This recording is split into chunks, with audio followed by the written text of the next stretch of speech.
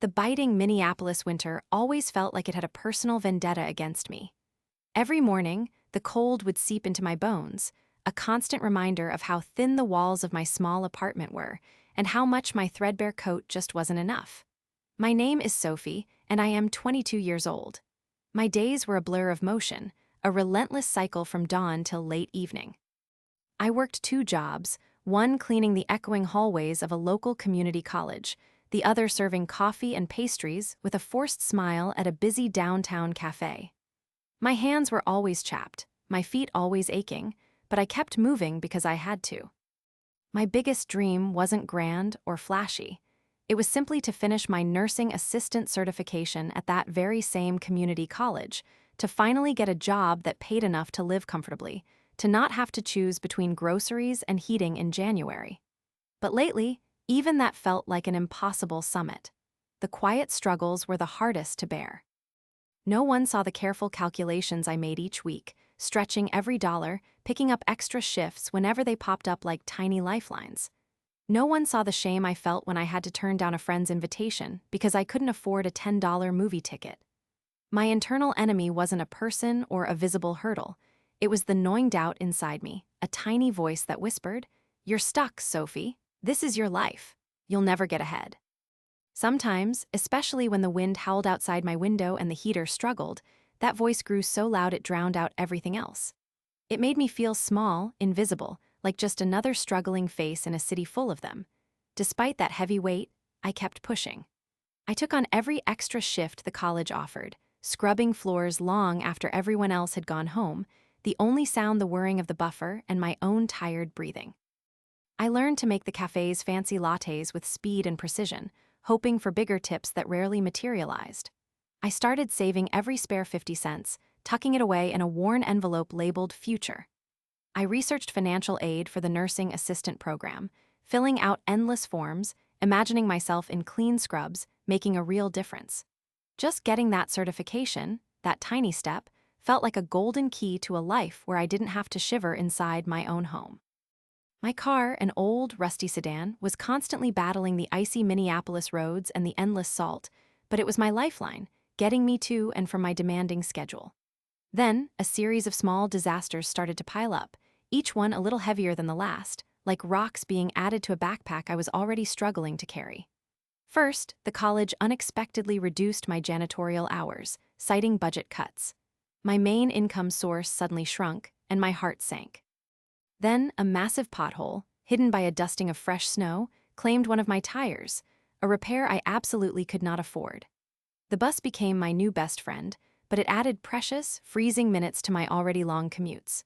To top it all off, the heating bill for my small apartment arrived, shockingly high after a particularly brutal cold snap, eating up what little savings I had painstakingly scraped together for my college application deposit. The universe seemed to be laughing at my attempts to climb. I applied for a better-paying evening job at a hospital, hoping to combine it with my morning cafe shifts, but I was rejected. No relevant experience, the email read, even though I knew I could learn fast. My future envelope felt lighter and lighter, and the hope I had for the nursing assistant program felt like it was slipping through my fingers like snow. Then came the absolute breaking point. I was finally scheduled for a full weekend of extra shifts at the coffee shop, enough to cover the heating bill and maybe even that tire repair. I planned to work every hour, to push through the exhaustion, telling myself this was my chance. But on Friday afternoon, just as I was about to leave for my first extra shift, I got a call from my landlord. My refrigerator had completely conked out, and it needed immediate repair. All my groceries, carefully bought and rationed, would spoil. The repairman was coming on Saturday morning, and I would have to pay a significant emergency fee. My stomach dropped. I tried to explain my shifts, but he was firm. It had to be Saturday, and it had to be paid up front. The money I had earmarked for those extra shifts, the money that was supposed to solve my immediate problems, vanished in an instant. My meticulously planned weekend dissolved into dust. I had to call off my extra shifts, losing out on desperately needed income. I stared at the broken refrigerator, then at my dwindling bank account, and felt a cold despair settle over me that was worse than any winter chill. That evening, utterly defeated, I found myself waiting at a bus stop, the wind whipping around me, carrying tiny shards of ice that stung my cheeks. I had missed my usual bus because I was so distraught, and the next one wasn't due for what felt like an eternity. The temperature had plummeted, far below zero, and my threadbare coat offered little protection. I shivered uncontrollably, my teeth chattering so hard I thought they might crack. Tears welled up in my eyes, freezing on my eyelashes. That little voice, my internal nemesis, screamed now, "See? You can't do it. You're alone. No matter how hard you try, it's never enough." I wrapped my arms around myself, trying to make myself smaller, trying to disappear, feeling like the entire world was pressing down on me, and I had absolutely nothing left to give. Just when I thought my toes would fall off and my fingers would snap from the cold, a figure shuffled into the bus stop shelter. He was an older man, maybe in his late 60s, his face weathered, his clothes worn but clean. He carried a battered canvas bag and looked almost as cold as I felt. He sat down on the bench a respectful distance from me, hunching his shoulders against the wind. I didn't even look at him, too lost in my own misery. My breath plumed out in front of me, thick and white. After a few minutes, I heard a rustling sound. I glanced over, my vision blurry with unshed tears. The man was fumbling with something in his bag. He pulled out a large, silver, crinkly sheet, an emergency thermal blanket. My eyes widened slightly. He unfolded it slowly, the metallic fabric making a soft crinkling sound in the silence. Then, to my utter astonishment, he didn't wrap it around himself. He looked at me, his eyes kind and a little sad. "Looks like we both could use some warmth, young lady," he said, his voice raspy but gentle. "Plenty for two, don't you think?" My jaw dropped a little. I couldn't speak. He gently held out a corner of the blanket, inviting me to share. It was such a small gesture, so simple, and yet it hit me with the force of a tidal wave. Someone saw me. Someone cared. I hesitated for only a second, then reached out, my numb fingers brushing against the surprisingly soft, crinkly material. He carefully spread the blanket over both of our laps, tucking it around my legs and his own. The instant warmth was astounding, a sudden cocoon against the cruel wind. It wasn't just the physical heat. It was the warmth of shared humanity, of an unexpected connection in the absolute bleakest moment of my life. He didn't ask me what was wrong, didn't offer advice or judgment. He just sat there, sharing his warmth, a silent guardian against the cold. We sat in silence for a long time, the only sound the wind and the distant hum of the city, both of us huddled under that simple silver blanket until the bright lights of the bus finally appeared in the distance, a beacon of hope. That night, something inside me shifted. It wasn't just the warmth of the blanket that thawed my frozen resolve. It was the quiet, unassuming kindness of that stranger. His act, his simple offer, made me realize that even when I felt completely alone, there was still good in the world, still people willing to share what little they had. It was a leap of faith, not in some grand plan, but in the power of connection and my own ability to keep going. The next morning, instead of wallowing in self-pity, I did something I had been too proud and too afraid to do. I reached out to a community outreach program I had seen advertised at the college.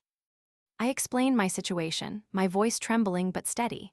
To my surprise, they listened. They offered me guidance, connected me with a fund for emergency repairs, and even helped me navigate the financial aid paperwork for my nursing assistant course. It wasn't a magic fix, but it was a path forward, a helping hand that appeared when I needed it most, just like that silver blanket. My new normal wasn't suddenly free of challenges, but it was infused with a new kind of strength and hope. I got my refrigerator fixed, found a different, slightly better-paying job at an assisted living facility that offered tuition reimbursement, and started my nursing assistant classes. The classes were hard, but I devoured every lesson, remembering why I was there. I remembered that old man at the bus stop, his quiet strength, and his unexpected generosity. That simple act had taught me the profound lesson that even the smallest kindness can change everything. It made me want to be that person for someone else. Now, every week, I volunteer at a local homeless shelter, helping serve hot meals, sorting donated clothes, and sometimes just sitting and listening. I see people struggling with the same cold, the same fear, the same invisibility I once felt. I always carry a spare scarf or a pair of gloves in my bag, just in case. One day, as I was leaving the shelter after a long shift, the wind biting at my cheeks, I saw a young woman at the bus stop, huddled, shivering, looking utterly defeated. She reminded me so much of myself that terrible night. Without thinking, I reached into my bag and pulled out a new, warm wool scarf I had bought specifically for the shelter. I walked over to her. "Excuse me," I said softly, holding out the scarf. "It's freezing tonight. Please take this. It'll help." She looked up, her eyes wide with surprise, then slowly, a grateful smile touched her lips. As she wrapped the scarf around her neck, I saw a tiny spark of warmth ignite in her eyes, a reflection of the one that had been lit in mine that frigid night.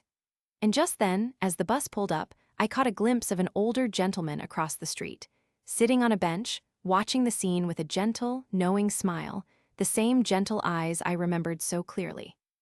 He gave me a slight nod, a silent acknowledgement across the cold street, and in that moment, I knew, with a certainty that filled my heart, that things truly do get better, and that the warmth we share is the only real light in the darkest of winters.